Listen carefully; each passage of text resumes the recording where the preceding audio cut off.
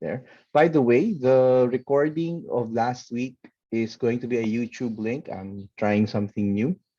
So I will post it. YouTube takes a while to render. So uh, it's done. I'll just post the link in the announcement so you can read. For those of you who didn't see it, you can see it there. Okay. So before we start, I'd like to share something with you guys.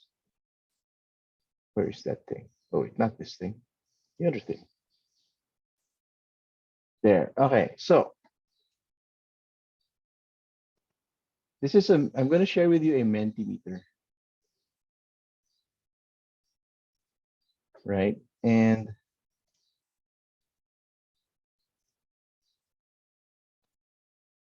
there. You see it? Yes, sir.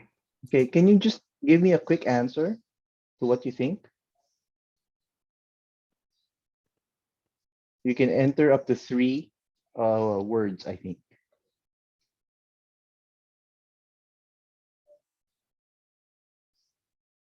Anybody here not know how to use Mentimeter?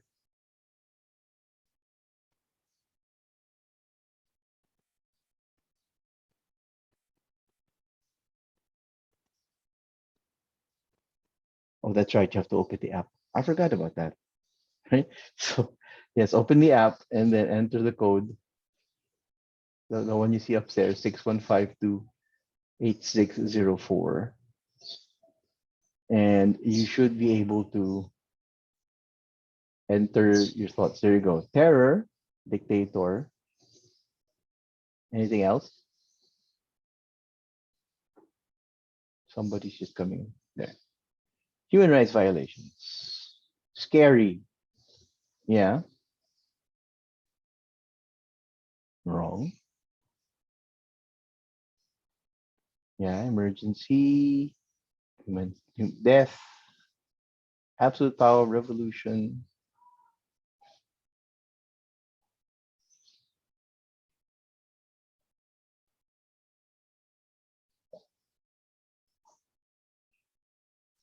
What that? Human rights violations, missing people.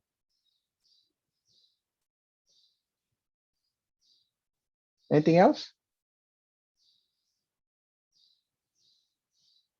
I'll give you guys like 30 seconds there.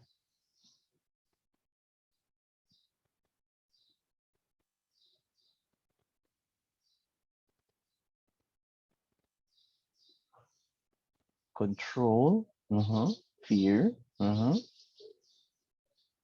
Image building. That's an interesting one. Unjust treatment.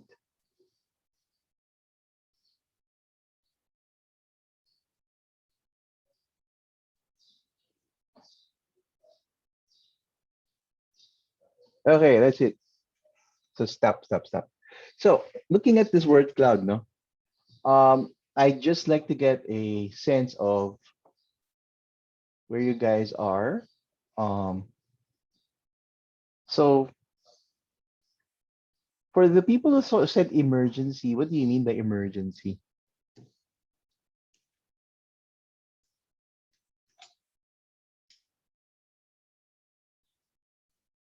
Hello, sir. I answered emergency. Okay. I believe that martial law is in stated. It's implemented during a state of emergency. Yeah. Yeah. Um, what is Regine? Since you're up, I'm gonna Mhm. put you on the spot. What do you think martial law is? It's a state of, I think from what I know, sir, it's a state of giving the president absolute power, that given that there's a state of emergency, such that he would be given powers he normally wouldn't have. Mm-hmm. Like since the government is split into three, if I remember, I'll bring it up. Yeah, it's okay. Martial law, as the name implies, actually means military rule, Mhm. right? So when martial law is declared, there is a the president because he is the supreme commander of the military, can use the military to establish or re-establish order as is seen fit depending on the situation. So, for example, in Marawi, if I remember right, it's still under martial law, right? Which means that the military technically kind of becomes not just the military in terms of their duties as protectors of the country and of the citizens, but the military becomes administrators as well. So if you didn't, I think I hope some of you know that in Marawi, the military isn't happy because they don't like being the government.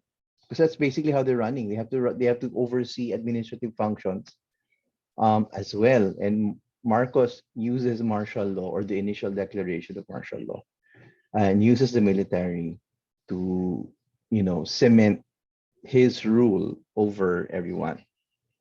Why did Marcos do it? What do you think?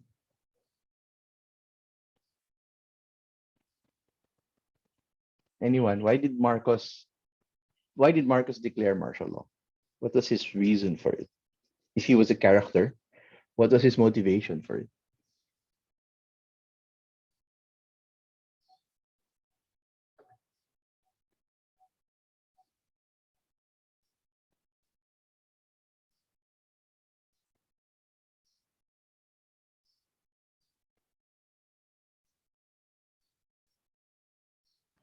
Hi, sir. Hi. I'm not super sure, sir, Yeah. pero from what I know, Marcus' reasoning was that there was like communist parties that were posing a threat to um the Philippines, so Hmm. that's why he said that martial law shall be declared, and he did so. Yeah. So that's the official line, right? That's the kumbaga, the press release that he Yes, released sir. to to justify declaring martial law. But why do you think he really did it? We know that's not exactly it. Why did he really want to do it? From what I know, sir, because before, like, there were a lot of activists who Hmm. were already expressing their um, dissatisfaction about the government and how the Philippines was at that time. So maybe it was to silence people, maybe it's to post control over other people, or maybe it's to post fear. Yeah, sure. I think. I mean, sure, those are all, probably true. How many people here think that he planned to do it? Show of hands. One, two. So if he planned to do it, then uh and we kind of suspect that the whole communist thing is a smokescreen or justification, right? So we go back to the deeper question of why did he plan to do it, right? And I think based on the stuff I've read, he planned to do it because he wanted to stay in power longer than the constitutionally mandated 2 terms. It was two 4-year terms at the time, based on the 1935 Constitution. And so, how do we know this? How do we know that he probably did that? Number one, one of the reasons for the protests was a speech given by Senator Ninoy Aquino in, if I remember right, May of 1972, which was, oh, somebody's chatting. Para matupad ang plano niya ang palitan ng Constitution to prolong his seat in power, as a couple of people have said. Yeah, he wanted to stay in power longer. And somebody actually pointed that out in another class that Marcos's thesis when he was in law school or college was the leadership, the leadership attributes of Hitler. So as early as that time, Marcos was studying dictatorships and how they work. So you have this guy who's always had that idea in his head, basically, and he wanted to do something with it. And you know, interestingly, I think Ferdinand Marcos saw himself as a hero. He saw himself as a guy who was trying to do something good for the country. And it just didn't turn out that way. Okay, so how many communists do you think were around in 1972? This threat that he was saying. Give a guess on the chat.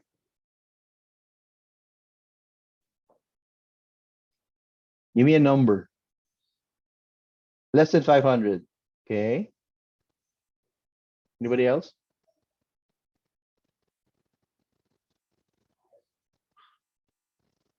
What if I told you it was lower? Give me another number. 100. What if I told you it was lower? It was 68. The number of communist members of the uh, Communist Party of the Philippines, the CPP, there were 68 of them, right? And most of them were in UP, right? Led by, of course, Jose Maria Sison, who was at the time an English teacher, right, in UP. So that communist threat was really 68 people. But the other thing that you have to know is there were two communist parties at the time. There was the CPP, which was very new and just organized and very passionate, right, and was very aggressive with recruiting students. But there was a second one. The second one was the Partido Comunista ng Pilipinas, or the PKP. And the PKP actually worked with Marcos. Marcos had talked to the leaders of the PKP, and some of them were in government offices. So he had actually, and that's the bigger group because the PKP were the people who came from the Hukbalahap, right, from the war. So these were the older members, right? The older members. These guys knew how to fight. These guys fought in World War II, and they were the ones who were seen as the bigger threat, right? But they were getting old, and so Marcos actually talked to them and had a relationship with them. Sorry, my throat's on now. And the thing is, uh, that there wasn't any real credible communist threat. The student protests that we were seeing was a mixture. They weren't all communists, right? There was a mixture of um, well, some of them were from the left, but a lot of them were outraged students. And what was the source of the outrage? One was the speech of Ninoy Aquino in May, uh, where some, I think, he had some people inside the government, and they warned him that there was something planned for September of that year, and it was called Sagittarius. It was called Upland Sagittarius, and it was exactly what happened, right? The military takeover of the country, and so that raised outrage. The other one was the country was already having financial problems because Marcos. It was, I think, for the one of the few times in the 60s and 70s, because our economy was doing very well then, that we entered into a balance of payments deficit. In other words, we were paying out more than we were bringing in, and that cost a furor. What were we spending on? And I think partially it was Marcos's campaign when he ran for election. There were expenditures that were being questioned already by the opposition, and it was outraging people, right? And so that was generating this anger towards him, and that's why there was that first quarter storm, and a lot of things, the Diliman Commune, and all of these things were all, you know, the Vietnam War was also part of this, by the way, if you didn't know. So there was a lot, no? And so Marcos declares martial law. I was born in March of 1972, so I literally grew up, right, in martial law. And some of the things that I remember growing up was, number one, it was very quiet. That's true. If people say, "Wow, it was so quiet," yes, it was very quiet. It was very peaceful, right? At least on the surface, right? You didn't have uh, a lot of crime because well, if you were arrested, or you could have been arrested for not committing a crime, so wouldn't it be stupid if you actually started committing crimes pa, is the thing. That's what's one. The other one was all media was controlled by the administration. So you didn't hear anything about opposition. I didn't know who Ninoy Aquino was until I was 11 years old, right? My parents would talk about Ninoy Aquino in whispers, now that I remember. And they would always be little cryptic about it, right? Kawawa naman si Ninoy, ganyan. So he sounds like a family friend rather than a politician when they talk about it over the dinner table. And the funny thing was when they do talk about people like that, or they talk about politics, it's always in hushed tones, right? Even at the dinner table, they hush their tones. And why was that? It was because she didn't know if your neighbor would report you. So at least in my household, it was like that. That they lower their voices whenever they're talking about politics. And that was kind of the atmosphere that we had. No, it was quiet, but it was very tense, right? What about the activists? And this one I got from my colleagues of mine who were activists already at the time. And they were saying that it became a common practice for, let's say, college students to carry a toothbrush in their pocket, right? Especially if you belong to the activist movement, because most likely you're going to get stuck uh, past curfew. And if you get caught kasi in curfew, especially if you're college student aged, you get arrested. And then, you know, you get questioned.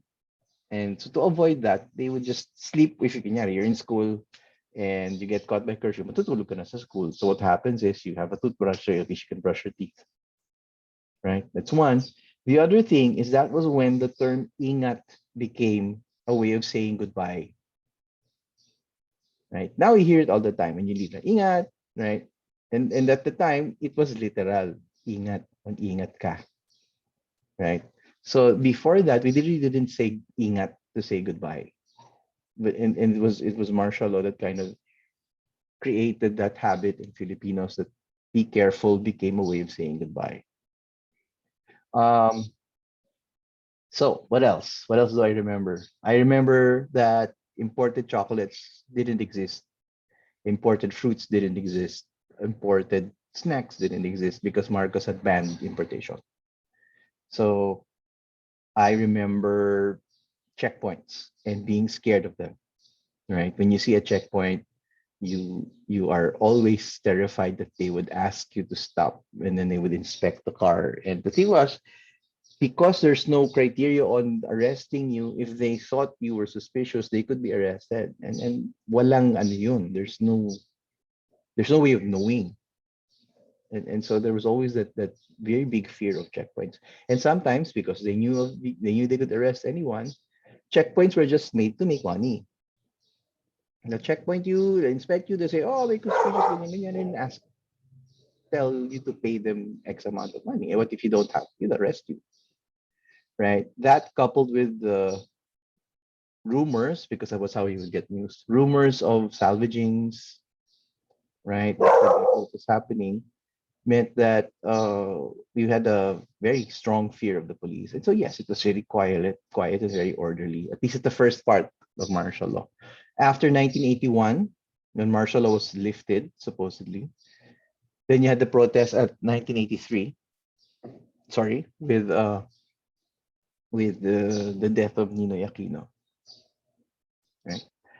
So yes, it was all this what you're showing me. Yes, it was curfew and death and scary and human rights violations. But the interesting thing here is that the public didn't know. The general public was kept in the dark. The only way the public knew was via rumor. So, o si ganito na pick up, na aresto, right? Oh, may NPA tayo nakikita sa ganyan. And just to give you an idea, no, where the NPA, the CPP started with 68 people. By the time I was uh,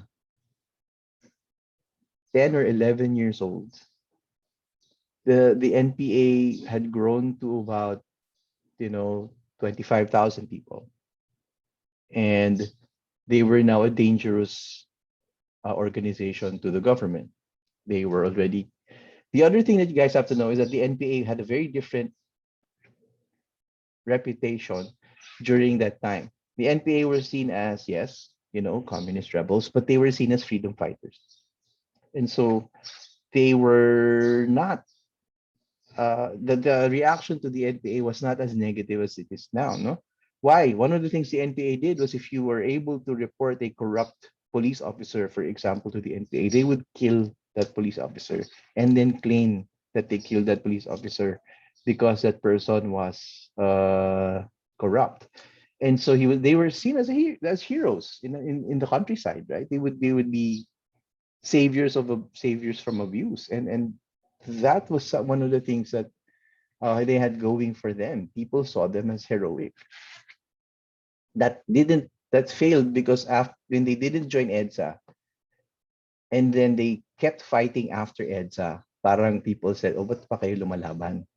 And they had weakened severely after EDSA, so they couldn't do the same, vigilante stuff as they used to do. They ended up, more just collecting rebel taxes and stuff. So that said, now let me stop sharing for a bit. Oh, wait, somebody has a chat. Bawal Voltes 5. Oh, yes. That's one of the traumatic experiences of my generation. No, we were watching Voltes 5 and it was getting to the good part, and then suddenly all of the Japanese robot anime shows were canceled. Kasi nga pala, they were all about fighting against the repressive regime. And I think the Marcoses realized, oh my God, we're showing kids how to rebel. Uh, so, right, what does this have to do with our discussion? Well, uh, a few days ago, there was an interesting thing that popped up, right? And it popped up on my feed. I don't know if it popped up in yours, that people were angry with Tony Gonzaga for interviewing Bongbong Marcos. So let me ask you a question. Do you think it's wrong to interview Bongbong Marcos? Sir, no, sir. No, why not? Inigo, why not? Because I think the interview was supposed to be just surface level interview. And it wasn't really mentioned if it had like a political agenda. But then again, I think that Tony should have foreseen that people would react because of how sensitive that the issues are with the Marcoses. I think people are reacting because of ano daw eh, the way that Bongbong denied the allegations against the Marcos family, even though it wasn't true. Yeah, and then that to me, I have I know about that. And that this is where it ties into the class, right? Bongbong said, I think, in the interview that everything said about the Marcos family has been proven to be false, right? And those were the words he said, proven to be false. And people take exception to that because where was it proven that it was false? I don't know, right? I personally don't know what group proved that what the allegations against the Marcoses were proven to be false. How do we know it's not? How do you know that that's not true? They were convicted in cases in court, right? Remember, Imelda was convicted of corruption. The police just didn't want to arrest her, but she's technically guilty, right? It was from the Sandigan Bayan, right? That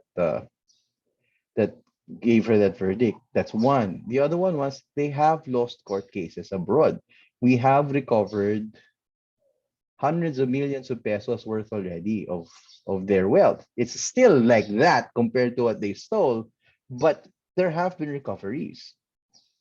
The other thing kasi, some of the recoveries that we tried to do, um, because the markets are very crafty, when we tried to get the properties in the states, they own buildings in the states, right? They owned a lot of very big properties in the states, in New York and the Hamptons and all of that.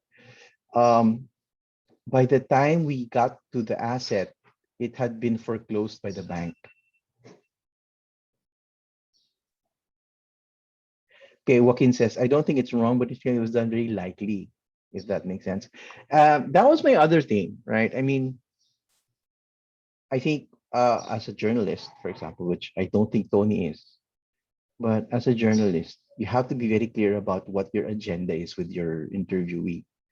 And just talking and not having a clear agenda can lead you to things like that because the other guy can hijack your interview, right? And I think that's kind of what happened, or maybe she let it happen. I suspect that she is a Marcos apologist. I do. So it's kumbaga the kid gloves were done on purpose, right? He didn't. I don't think kasi Bongbong would have let himself into a situation where he would have been hammered on corruption and the Marcoses because he won't say anything new, right? So the Marcoses had assets. By the time the Philippine government got to them, all they got was mortgages, right? Na withdraw na yung pera.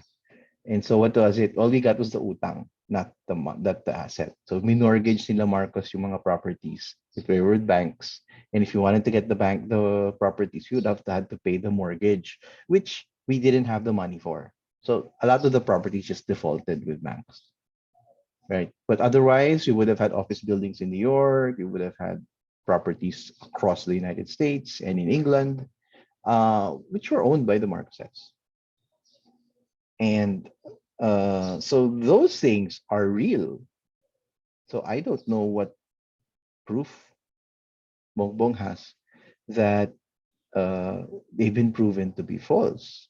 But I can tell you what Bongbong's trying to do. He's trying to rewrite, again, revise history. But in this case, he's creating a narrative for the family. Oo, di ba? Back to narrative tayo. And that's something that the Marcos family has done quite consistently throughout their lives. No, so they do a narrative creation, and if we're doing that, then what morphology do you think would fit the Marcoses?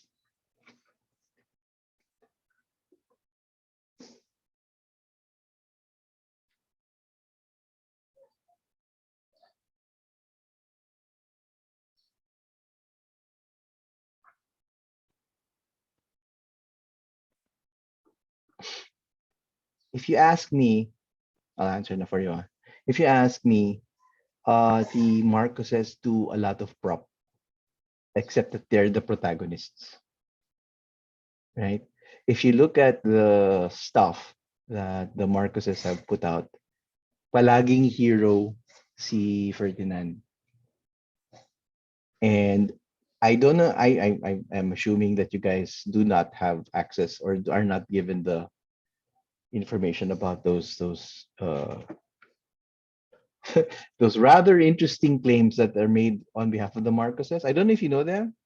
Um, for example, and it's really an attempt for them to explain why they're rich. So one of the things that they have is this very strange conspiracy theory, and you see it on YouTube videos by people who are calling themselves historical vloggers, um, about how there was a sultan in Mindanao who technically owned the Philippines and had enormous amounts of gold, and that the Marcoses were actually the lawyers for the sultan. And when the sultan got sick, the gold was entrusted to the Marcoses to take care of it, actually specifically Ferdinand Marcos, and related dun si Jose Rizal, and the Vatican Bank is in the way. So I think the money is supposed to be in the Vatican Bank. So, and that Marcos had created the IMF, the International Monetary Fund, which you think about is weird because it was the International Monetary Fund that took control of our economy when we defaulted on the debt. But anyway, right? So there's this really weird story that's out there. And the thing about it is when you read it, it's a story. It reads like a story, number one. Number two, it's exciting There are elements of Da Vinci Code in it, right? And and so you see this attempt of the Marcoses to create this new narrative um, that centers on him being heroic and noble, and thus explains, oh, this is why we're rich, right? This is why we're rich. Forget about everything else. They don't talk about that, right? If you notice, Bongbong will always say, "What's the past is the past. Let's move on." Or um, history will judge us, right? Which of course drove my friend Joe Etirol crazy when when that happened, because he said, "Talaga, talaga, we're judging." Oh, sige, right? We will. And for those of you who've been under Joe Etirol, you know that he's a very passionate guy, and that really angered him, I think. So, other than the fact that Joed's family was one of those affected by the Marcoses, right? His dad, in particular, was a journalist and he's affected by the Marcoses. So there. So what do you think, right? Have any of you encountered the narrative of the Marcoses? That narrative?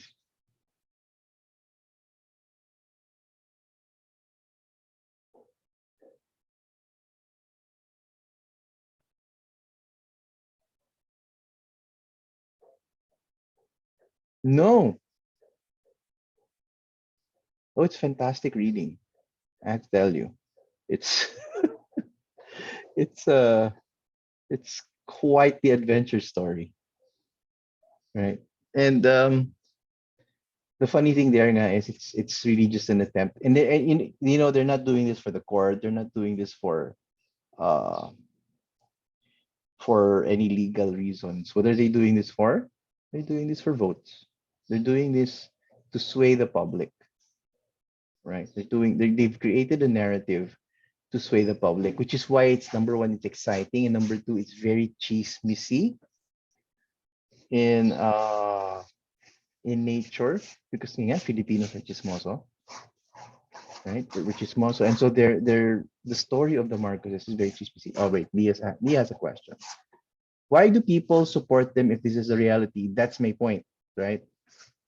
Why do people still support them? The fact is they're hiding, or they're trying to desperately cover up the reality. That's number one. Number two, I don't know how many people still support them really. There's enough for Bongbong to almost win the election, right? Last time, right? He was very close. And so there is a lot of support for them. And a lot of that has to do, yeah, that's my thing. I mean, Regine's saying a lot based on the Tony video comments. That's the thing. The thing is, Marcuses are really, really good at information. So we don't know if this is real, genuine people, or these are bots, or these are trolls. And halo-halo yan, right? But the Marcos media expertise is really good. They're very good at it, right? A lot of people, a lot of blogs that you think are legit are Marcos uh blogs. So what I heard, and this is something interesting from the art community, is that the Marcoses will buy and pay any art, whether it's supportive of them or against them. What's the point? They own it. So sometimes you will have stuff that's critical of the Marcoses, but the owners are the Marcoses. So, alam mo yun, yes, it's against us, but we control it anyway. We own it. So they are very good at that, controlling discourse. And Lord knows they have the resources for it. Right. So they are very good at manipulating discourse, which is why I feel so bad that, for a lot of people, not of your level, but of a lot of people in the country, especially those who will access information only via Facebook, for example, or social media, uh, get bombarded with untruth, right? And unfortunately, we who supposedly should have done it earlier didn't, and so now these people, when they see it, they will believe it, especially young people who didn't live through it. No, those are the target market. That's the target of the Marcoses. Why? Eventually, I'm gonna die. Eventually, the people of my generation are gonna pass away, and the people who live through martial law will pass away. And I think that's how far they're planning. Right? They're planning for the time when wala na kami, wala na yung mga nakaalala, and babalik sila. Right? And I can't, I have nothing personally against Bongo Marcos. I do not have a personal animosity towards him, but I can't trust him. Right? I really can't. So, and that's the thing about that family. I don't know if they mean well or not. And given the number of court cases they have against them, I'm not very confident that it'll go well. The other thing is, um, if you guys are paying attention to what's happening currently with this government, a lot of the stuff that this government does is taken from the Marcos playbook.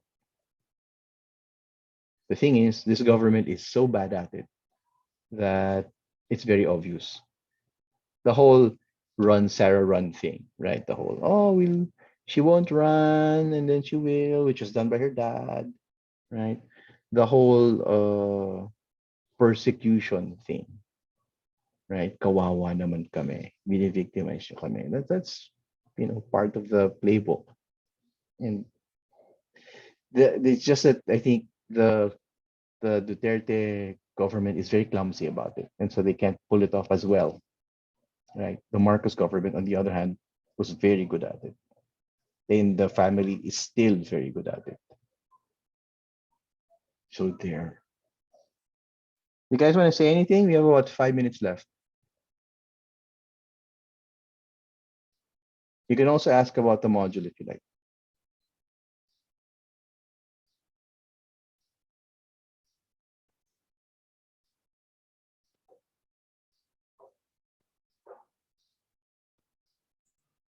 Sir.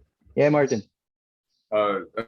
It's just about the art thing because Yeah. when I was like 6 years old, I met Imelda Marcos because my mom's an artist, Yes. and we have like a lot of artist friends, Yeah. and had one trip to I think Ilocos, and well, it just like made me realize what that trip was probably for, but I was too young to realize. Yeah, this is interesting. They are massive art collectors. Yeah, that's why she had a very close connection to one of the biggest curators in the country, Yes. which we are fairly close with, and so Yeah. So yeah, I mean, if you're in art, the thing, and this is a positive, no? The Marcoses made the Philippine art scene explode. They bought a lot of art, and because they were buying a lot of art, the people who were their friends bought a lot of art, and that kind of fueled the art scene. A lot of artists owe their success to the Marcoses, right? To be fair, and up to now, and up to like maybe 2018, 2019, Irene Marcos was a regular figure in Ateneo. She'd go to the gallery, right? She'd go to the gallery and buy art. And then there was that thing, right, where unfortunately the director, Arete director Yael Buencamino, uh, took a lot of flack because nakita si Irene Marcos during an art exhibit. But actually, that's not unusual. She's usually there. Irene buys art a lot, right? And yeah, yeah. So, okay. So somebody was thanking me for martial law. Yeah, the abuses and the stuff. And if you go to a great resource, Ateneo has one of the best resources out there, the Martial Law Museum, right? That we made. It's actually one of the best resources for martial law out there. Um, and what we're trying to do is, push that so that we can help people learn more about martial law. And it should be something that we should talk about more because it shaped and it continues to shape the country, right, significantly. It's not just something that happened then and then we could leave behind. Because up to now, no, a lot of the stuff that we face are consequences of martial law. I mean, the debt has been talked about to death, right? That we owe enormous amounts of money and we're still paying for the debt that the Marcos has incurred. Yes, that's true. Um, but there's also like small uh, societal things.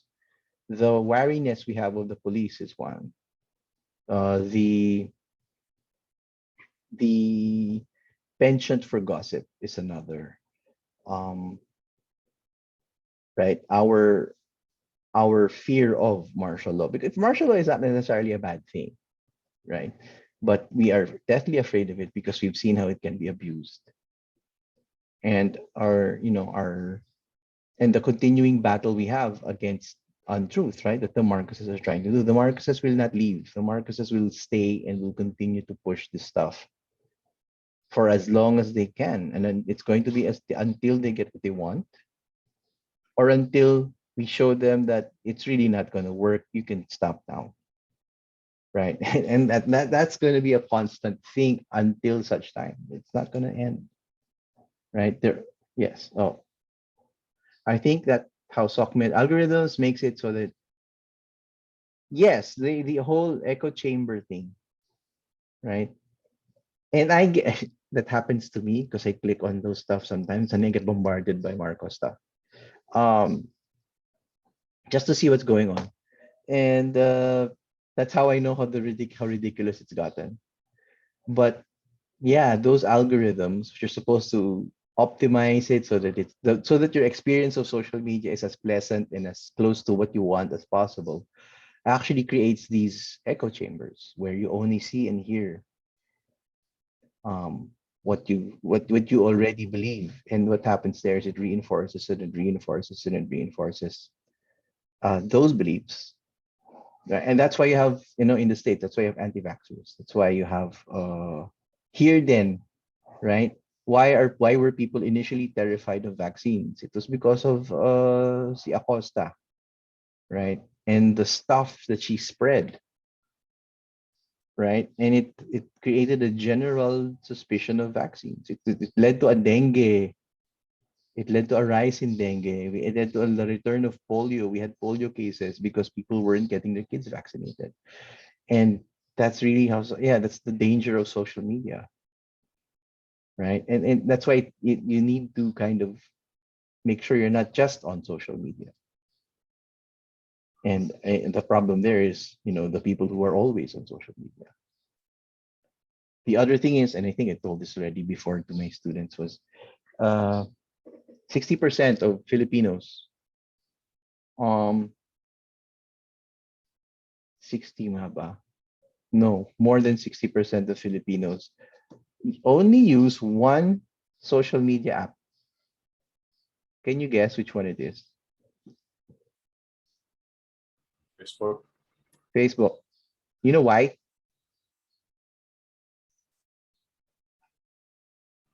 Free Facebook. It's free. We are one of the places that Facebook experimented it with free, right?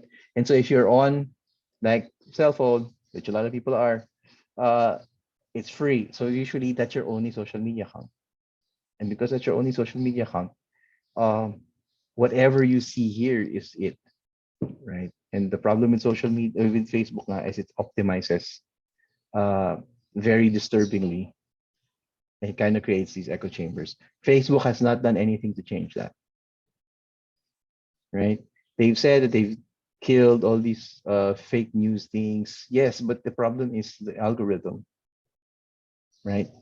If you kill a fake news account, they'll just open another one, which is what happens, right? So, and the other thing is, these people who run these networks, these troll networks, they buy accounts.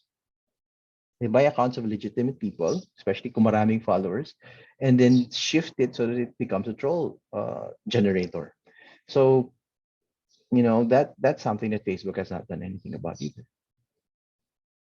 So, well, the bell's up. So it's 9 o'clock. Oh wait, one more last thing from Franklin. Perhaps the Duterte admin's use of martial law in Davao is also affecting the rewriting of the narrative Mark making you see it more as a good thing, overlooking Marcus's martial law.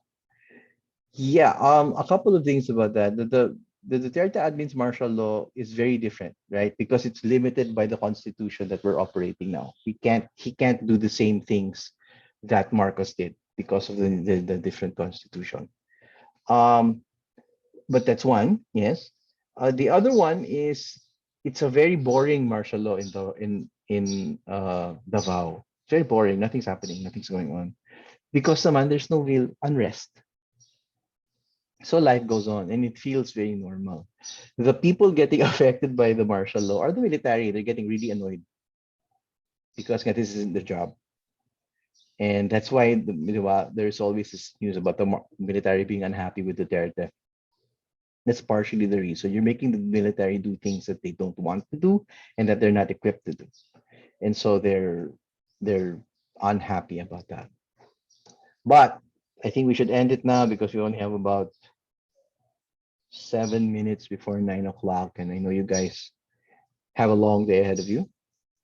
I will launch module 2 next week, but I think we'll still have module 1 as the sync discussion point because you would have just started reading module 2 at that point. So we'll finish a couple of things up in module 1, right? So reread it, get any questions ready if you have any, and I will see you next week.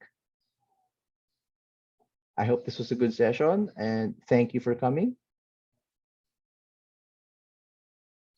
Bye, guys. Thank you, sir. Thank you, sir.